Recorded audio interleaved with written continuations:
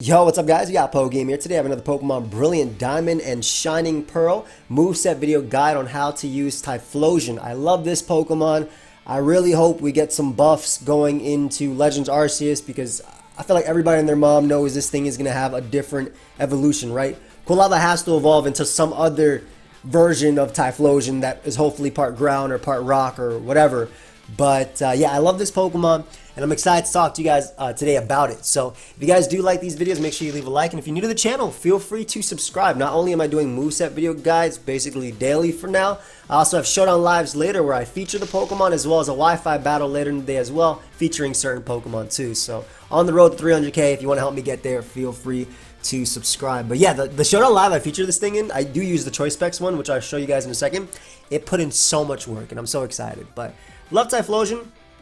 It's pretty linear in how it's used. It does have the same base stats as Charizard, if you guys didn't know. Typhlosion and Charizard are the same in terms of stats. They're the exact same in terms of stats. And almost move pool as well. The one thing that this Pokemon has over Charizard is Eruption. And Eruption is a big thing because when you're at max HP, it's 150 base power, meaning it is, you know, one of the strongest fire type attacks that Typhlosion could go for. So it's an awesome move for Typhlosion, and it just allows it to really nuke the opponent.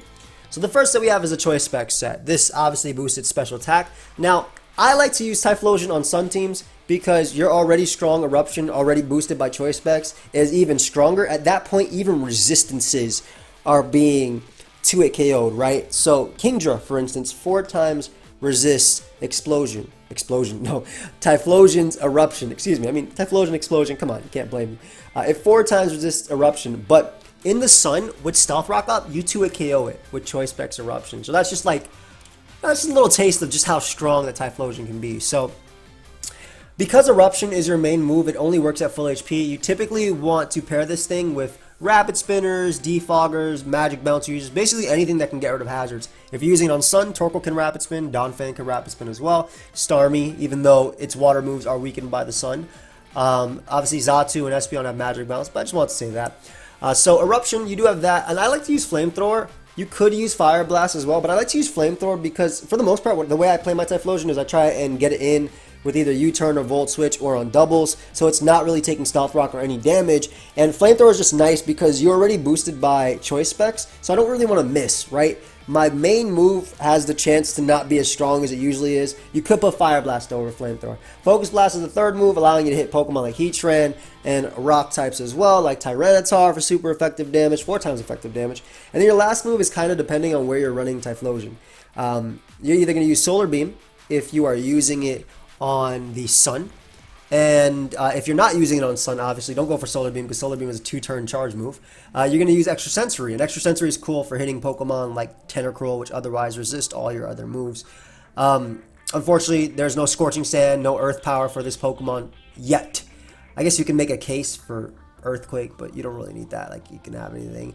And then the only other option I put maybe is Nature Power, but because the Tapus are not in this game, putting the terrain, I wouldn't do it. But if you are in a metagame where there are Tapus and you can use Typhlosion, and by Tapus I mean Tapu Koko, Tapu Bulu, Tapu Fini, and Tapu Lele, and they set up the terrain, or Rillaboom or whatever, then you can use Nature Power and it becomes a cool move based on that. But Timid, Max Speed, Max Special Attack is the main thing. You can either go Flash Fire or Blaze as your ability. I like Flash Fire, especially if you're using it on a Sun team, because, you know, what are Pokemon on Sun teams weak to? Fire moves, right?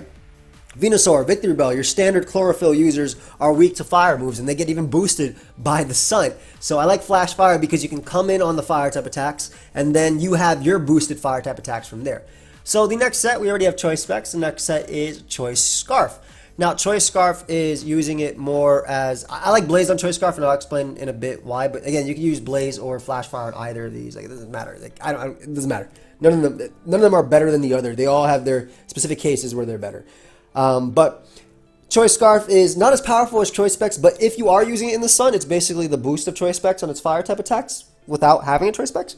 So Eruption, again, your main move, Focus Blast there, and then again Solar Beam versus Extra Sensory if you're using it on Sun or not. And last move is either Fire Blast or Flamethrower. Now I slash Fire Blast first on Scarf because Scarf is weaker than Specs. I think that Specs can get away with the consistent and lower base power of Flamethrower than Fire Blast, but the Scarf one, a little bit weaker. Sometimes you need those extra KOs or the extra damage to pick up KOs, so Fire Blast is sometimes there. Other options you can consider are Overheat as well. I didn't put them, but Overheat, Lava Plume if you want to burn, and then some people might try Burn Up. I don't particularly like Burn Up on Typhlosion.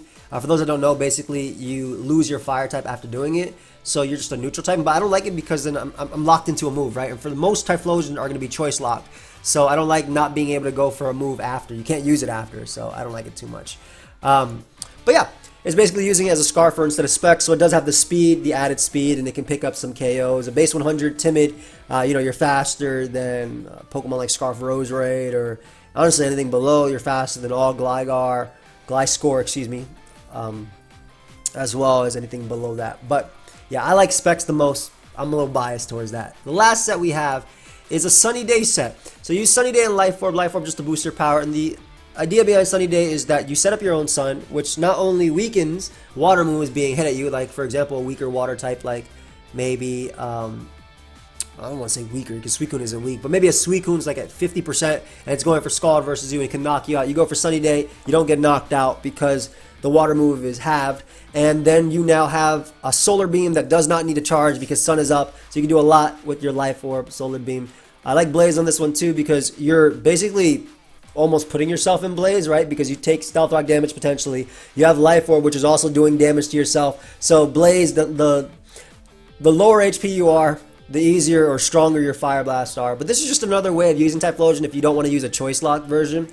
With Sunny Day, Focus Blast, Fire Blast, and Solar Beam. All Typhlosion should, for the most part, be timid, max speed, max special attack. It doesn't have access to like things like Wild Charge and stuff right now, which it kind of sucks because you can make a case for using it versus, or even Thunder Punch, excuse me, Thunder Punch, Wild Charge. It doesn't have any of those right now because there's no move tutors. But you can make a case for using that versus something like a Pelipper if you were fighting Rain or just giving you that KO. And unfortunately, because there is no hidden power in this metagame either, you can't use hidden power Grass. So if you want to use a Grass move, you basically have to use it on Sun or you have to use a Sunny Day. But that's kind of all I have for you guys with Typhlosion. I don't really like too many other sets. I think that if you want to use like a sub Lava Plume set, Entei could do it better. Just because it's bulkier all around and has higher HP stat. And for the most part, again, this is just the way to use it. But if you guys want to see, I just like moved in my chair. If you guys want to see Typhlosion put in work later today, make sure you subscribe and check out the Showdown Live that I'm going to be featuring it in later. But that's basically it. I'll hit you guys up with Feraligatr one sometime this week as well, most likely. And then Meganium, I'm going to have to talk if we want to use it. If you actually decide to use Typhlosion though in the Ubers tier, let's say you want to play versus like Ho-Oh and stuff like that, put Rock Slide on the like a Life Orb set so you can actually hit Ho-Oh for 4 times effective damage. But that's it. Hope y'all enjoyed. I'll see you guys next time. Peace.